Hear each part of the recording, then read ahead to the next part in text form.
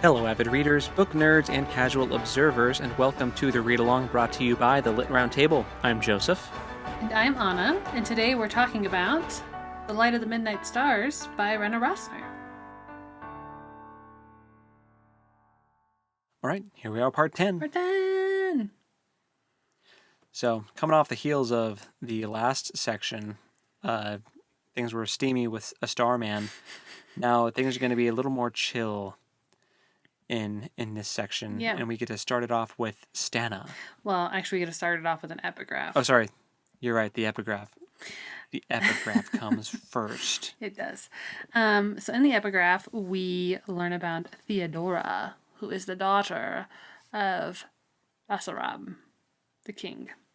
And we learn that she also saw Laptitsa's falling star and made a wish.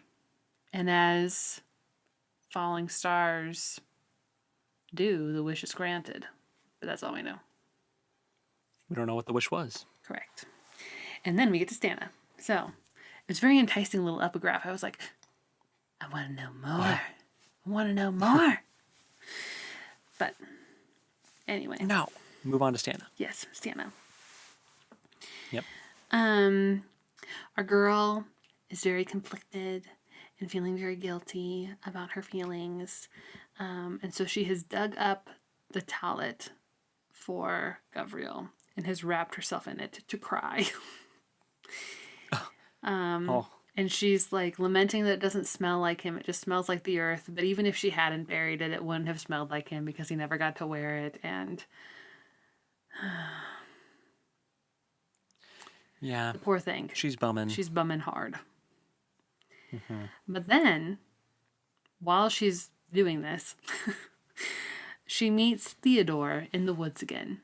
And he reveals that he is the son of Basarab. Now here's who names their daughter Theodora and their son Theodore. What in the world? Someone who... Are they twins? No. That'd be even worse. It would be worse. Theodora. I mean, I guess that's not totally uncommon. It just made me laugh because I was like, wow, someone's parents were not original. They had a third kid named Theodosia. There you go. Yeah, so an interesting reveal from him, though, that he is, in fact, the prince. And they had a cousin named Theo. Maybe. Distant relative of Theon. Oh my gosh. No Greyjoys in this story. I know.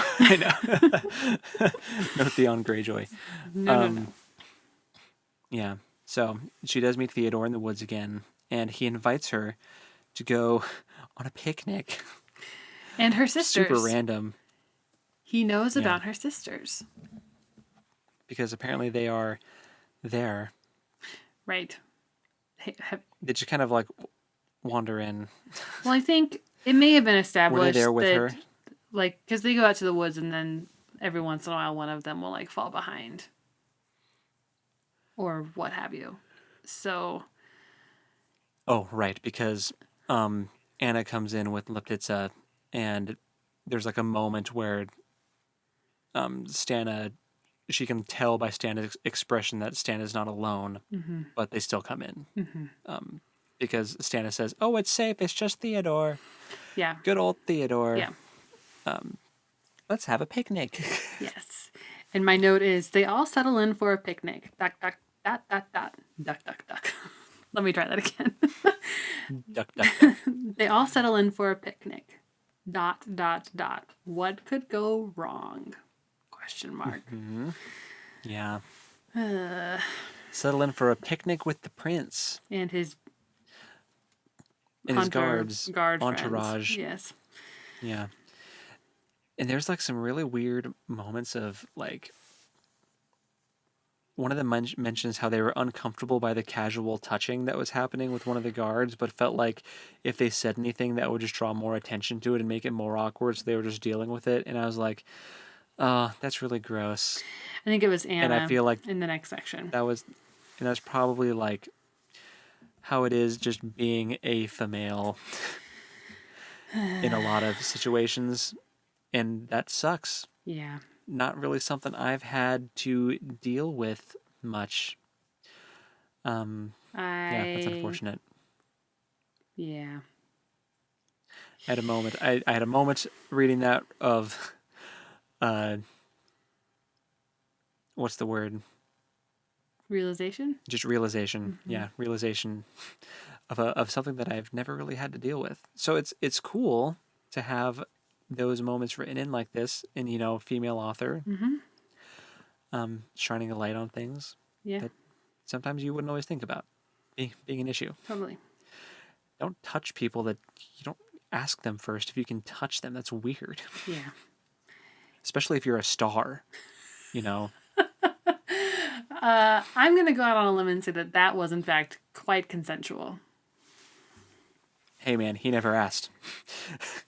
He just started touching things. Yeah.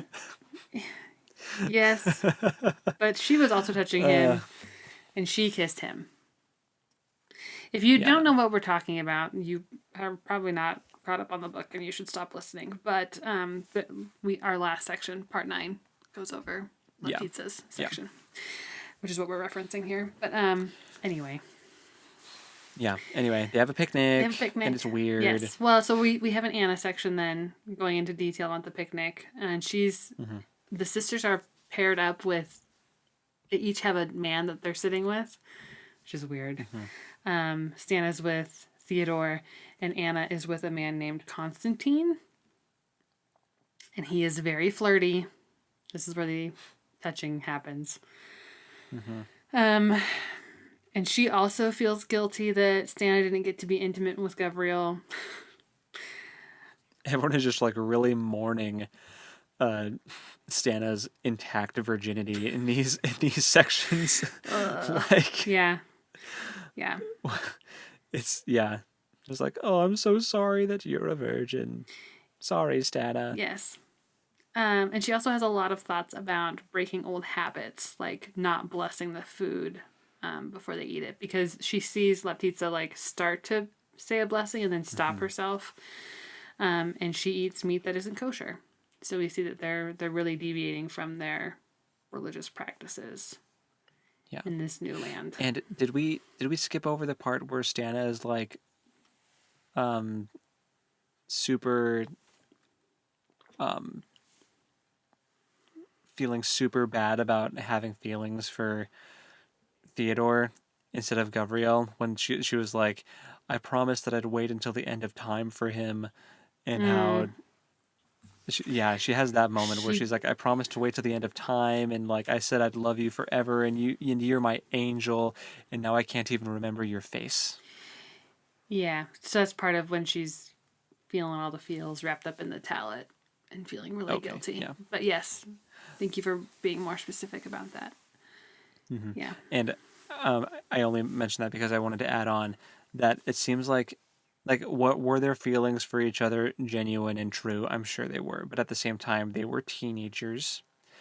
Teenagers feel things very, very strongly. Mm-hmm. Lots of emotions, lots of hormones. It's she's probably not the first teenager to say something like that and then for it to like not work out with the guy. Well, You know what I'm to saying? not work out in a less traumatic way, even, like, Right. yeah. For it to just end up being like, oh, it didn't work out. And even though Mm-hmm. like a month ago they'd be like, I would die for you. Oh, you're the love of my life, and you're like 14. Oh, we're gonna get married and have kids and all that. You know what I mean? Okay, yes, I know what you mean. But I am going to Yeah. say, in Santa's defense, culturally, they could have been married. Right. No, for sure, 100%. So, But and he did, in fact. We don't know for sure, but I'm pretty sure our boy died yeah. for her. And Well, he died for their for a Torah. faith. For their faith, which is not something to Yes, like turn your nose up at. to recover the Torah. Mm-hmm. One of them. But no, I just thought that was interesting how she's having all these feelings, and I was like, yeah, that tracks with how sometimes teenagers like make big grand promises like that when they're in relationships in like middle school and high school, and then they just kind of don't work. This is totally different. I know you're making a face at me right now. No, because they're totally different. no, because I just had a realization. Mm-hmm. That is super off topic, but whatever. You guys are getting this. Okay, so Nagamama, Appa's mother, Mm-hmm. presumably also dies in the synagogue when they set it on fire.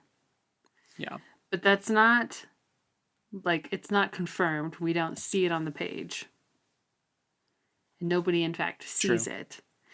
But also, do you remember in, like, the first chapter, Sarah has, like, a moment where she touches Nagamama and she, like, has a vision of, like, something terrible? Mm-hmm. She has like a really gross feeling. And I'm just like, what was that?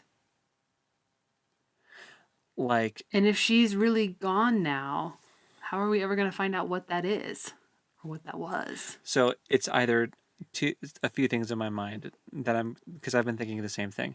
Either one, that was like a premonition of Nagmama dying in like a horrible way, Mm-hmm. and just kind of having a glimpse at that and feeling gross.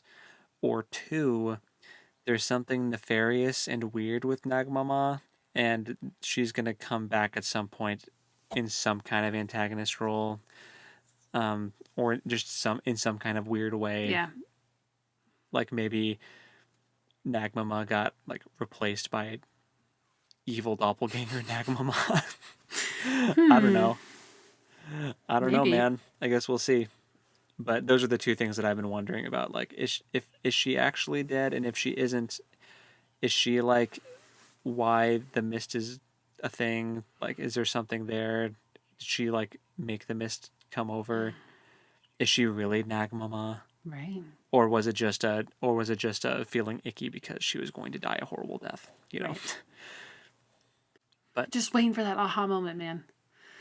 yeah, it's coming. I know it is. I'm sure it's coming. I know. Okay. But yeah, so they're having a picnic. They have a great time. Minus the weird touching. Yeah. I should say it's Poor not Anna. it's not like any like it's hand touching. Yeah, it's not like it's not like nobody got groped. Right. You know, like it's nothing uncomfortable weird. because it's not like she's like in this weird place. But Yeah. it's not like malicious, not necessarily malicious. It's flirting. Yeah, there's no ill intent. Maybe it would have been totally fine if her husband hadn't just died Right. a few weeks ago. Right. You know? Yep. But yeah. So that is Anna's chapter. Mm-hmm. Then we have La Pizza again. A weird star girl. Yep, our weird star girl. She's I Would you like me to take this she one like again? she like goes back to the forest. No, I'll be a big boy and talk about how the 13-year-old girl undresses herself and goes out into the woods Well, she like okay. a freak. Hold on. She No, is she dressed as goes out into the woods Yes. dressed. Yes. And then once she gets into the place, she undresses and gets under a blanket and like tries to summon Starman again. And she brought But he does not come. She also brought extra clothes for him so that he can Yeah, come she back. thought maybe if she clothed him, maybe he'd be more likely to stay or something. Yeah. And she's talking about like, I don't know how Mama and Papa will think about him, and oh, what's gonna happen? How are we gonna live together? But then he doesn't come back. Yeah. She can see the star that became Starman up in the sky, but he does not come down. Right. And so after a she's while, like, She's like, he must be doing something important that stars do, like shining. Yeah. Yeah. That's like an actual sentence, almost word for word. Yes. Poor girl. In the book. Yeah. Yeah. So she puts her clothes back on, bundles up her stuff, drags the blanket behind her, returns home, and she's feeling very hurt by the seeming rejection. Yeah. Poor thing. It's just a one-night stand with Starman. I got a feeling that's not true, but I don't know. Yeah, I know. I hope it's not true for her sake. Also, like, high key could, with all the weird, like, burning stomach things she was talking about, like, definitely could be having some kind of like miracle baby situation right now, which is stressful for me to think about. But it's Yes, agreed. Agreed. Have fun telling your dad that you got knocked up by Starman. That's going to be a fun conversation. Can't wait to read about it. But yeah, so another weird Leptitsa chapter. But yeah, relatively tame compared to the last one, though. True. Just So, yearning and wishful thinking. Yeah, just yearning. Yeah, so that was this section. So there's lots of interesting developments that have happened that I was not expecting. Theodore wasn't expecting that. Starman wasn't expecting that At all. So, no, that was a weird.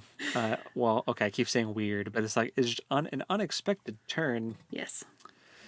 Oh, and also I should mention that Leptitsa keeps mentioning how she feels like she is becoming a part of the firmament, and how she's like has become a star now, and all this stuff. So she's becoming more and more like associated with stars and the night sky, and it's probably going to end up tying in with the title at some point here. I would think so. But